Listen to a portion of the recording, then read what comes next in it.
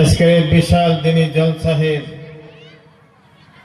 আমার মুরব্বী সভাপতি সাহেব, প্রমুখ ওলামায়ে হযরত সকল, এই এলাকার গণ্যমান্য মুরব্বী সকল,